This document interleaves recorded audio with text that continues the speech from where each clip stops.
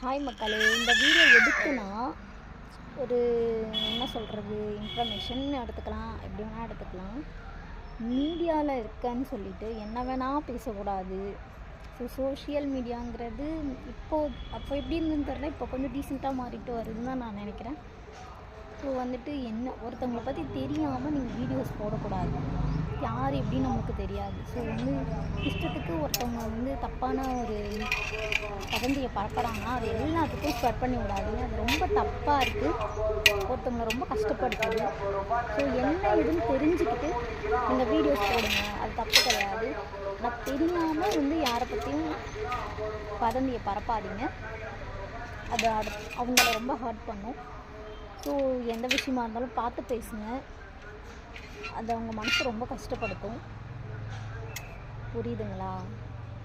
சும்மா இஷ்டத்துக்கு வாயிருக்குன்ட்டு எல்லாத்தையும் பேசக்கூடாது. ஓகே, தேங்க்ஸ் ஃபார் வாட்சிங்.